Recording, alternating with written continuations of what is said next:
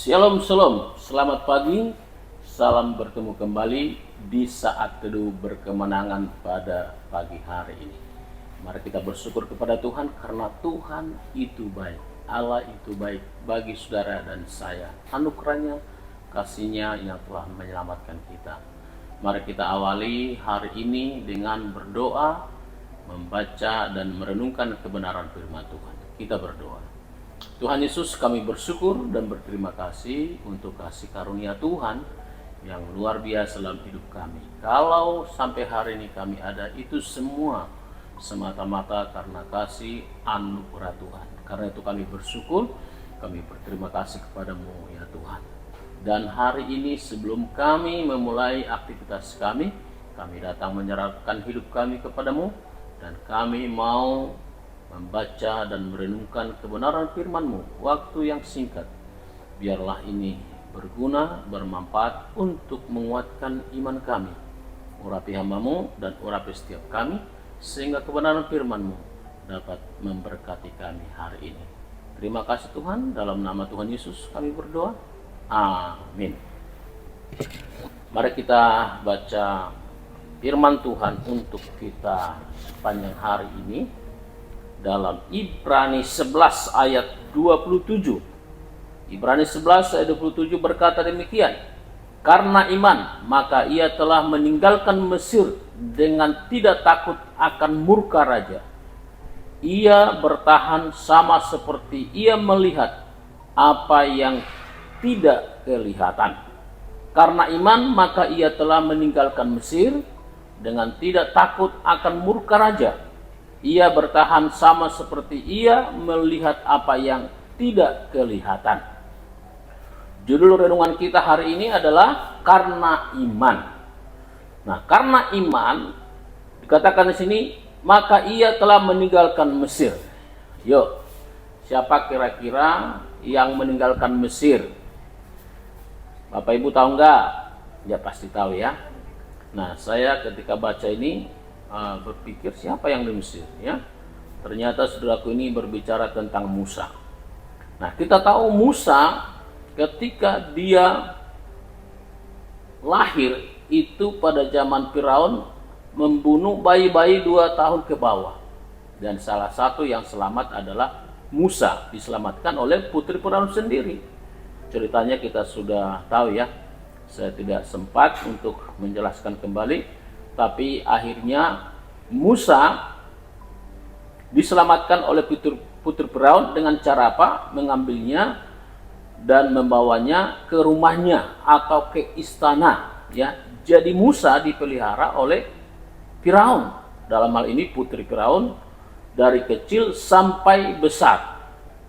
Saya lupa persis ya berapa lama dia ada di sana. Kalau tidak salah sekitar sampai 40 tahun, tapi dia sudah dewasa ya. Bayangkan dari kecil dia ada di Mesir, di istana Firaun. Saudaraku yang kasih dalam Tuhan, kita membaca di sini karena iman.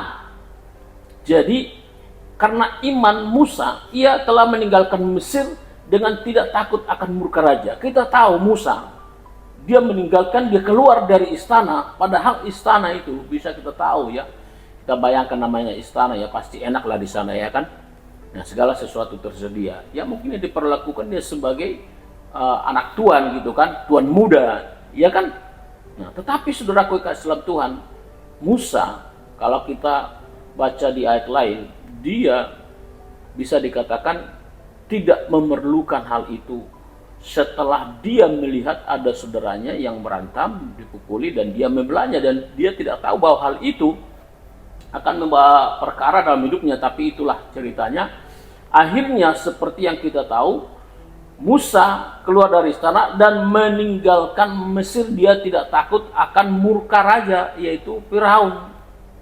Tentu kalau dia minggat, dia pergi tanpa izin ya, mungkin minta izin pun tidak akan dikasih gitu kan. Pasti raja marah-marah. Tapi dia pergi begitu saja. Tapi dikatakan di sini dia tidak takut akan murka raja. Ia bertahan sama seperti ia melihat apa yang tidak kelihatan. Ini yang luar biasa. Nah, seperti kita sudah mendengarkan renungan bahwa kita hidup karena percaya bukan karena melihat. Apa kira-kira yang dilihat oleh Musa setelah kurang lebih dia 40 tahun di istana, ya, atau sampai besar dewasa dia belajar di istana, ya. Saudaraku yang kasih dalam Tuhan, ini hal yang luar biasa dari perkara iman atau percaya. Ia bertahan seperti yang ia melihat apa yang tidak kelihatan. Karena ceritanya kita sudah mengerti, sudah tahu. Nah, apa kira-kira yang tidak kelihatan yang dilihat oleh Musa? Yaitu dia menjadi pemimpin besar, pemimpin bangsa Israel yang membawa bangsa Israel keluar dari Mesir, keluar dari perbudakan. Ini adalah visi besar, visi yang luar biasa. Dan hendaknya setiap anak-anak Tuhan, gereja Tuhan, punya visi, punya penglihatan besar ke depan. Itulah hebatnya orang beriman, itulah hebatnya orang percaya itu, saudaraku yang kasih dalam Tuhan. Ya, dia bisa melihat apa yang tidak kelihatan. Sekali lagi dalam hal ini apa? Karena kita sudah tahu cerita Musa, yang tidak kelihatan, yang dididik Musa itu adalah dia menjadi seorang pemimpin yang luar biasa yang dipakai Tuhan. Ya, terutama untuk memimpin bangsa Israel keluar dari Mesir. Kita sudah tahu ceritanya. Musa membawa bangsa Israel dari tanah perbudakan. Ya, Musa membawa bangsa Israel dari Mesir melewati Laut Tebrau atau Laut Mati. Bagaimana kepemimpinan Musa di sana kita juga sudah tahu. Ya, dia mengeluarkan imannya. Dia bertindak dengan iman, dengan mengandalkan Tuhan, dan mujizat terjadi sehingga dia bisa, ya tidak mudah ya keluar dari Mesir itu. Ya, kita sudah tahu negosiasi apa yang dilakukan oleh Musa dan Harun untuk Firaun supaya mereka bisa keluar, dan kita juga tahu apa yang dilakukan oleh Musa, ya, bertindak dengan iman. Dia bisa membawa bangsa Israel keluar dari Mesir dan melewati Laut Tebrau. Saudara yang kasih Tuhan, karena iman Musa ia meninggalkan Mesir.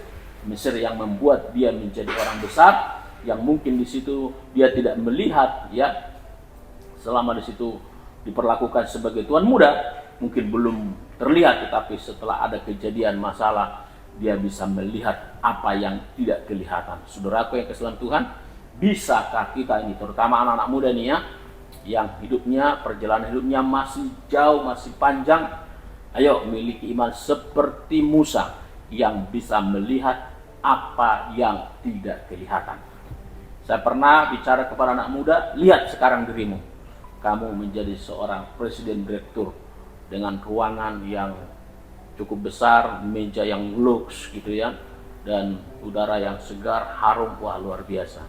Lalu ada tamu ketuk pintu, permisi Pak, permisi Bu, wah itu luar biasa ya. Nah, lihat dirimu sekarang menjadi orang yang sukses. Lihat dirimu sekarang menjadi orang yang diberkati oleh Tuhan. Lihat dirimu sekarang bahwa Tuhan akan menuntun, membimbing engkau menjadi orang hebat. Saya mau saudaraku yang kasih dalam Tuhan, saudara-saudara terutama anak muda, boleh melihat apa yang Tuhan mau kerjakan dalam hidupmu nanti. Bahwa Tuhan akan memakai engkau, akan memberkati engkau, engkau akan menjadi orang yang luar biasa, menjadi stakeholder di keluarga, di gereja, pengambil keputusan bagi gereja, bagi bangsa ini, yang dapat mempengaruhi untuk kemajuan bangsa dan negara kita, dan juga mempengaruhi kemajuan pelayanan kita di gereja kita.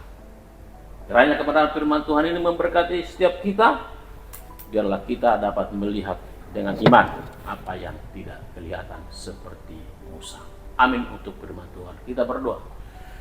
Terima kasih Tuhan, kami mendapat pelajaran yang luar biasa dari iman Musa. Karena iman Musa meninggalkan Mesir, sekalipun dia harus menghadapi murka raja. Dan kami melihat dia bertahan, dia bisa melihat apa yang tidak kelihatan.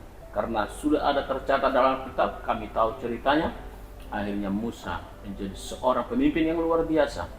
Oleh karena itu saya mau Tuhan, gerejamu, jemaatmu, terutama anak-anak muda, dapat melihat apa yang tidak kelihatan. Mereka melihat Tuhan akan menolong, memberkati, membuat mereka menjadi orang-orang sukses, orang-orang yang berhasil dalam hidup mereka. Terima kasih Tuhan, kami serahkan hidup kami ke dalam tangan Tuhan sepanjang hari ini. Dalam nama Tuhan Yesus kami berdoa dan bersyukur. Haleluya. Amin. Amin. Shalom. Tuhan memberkati.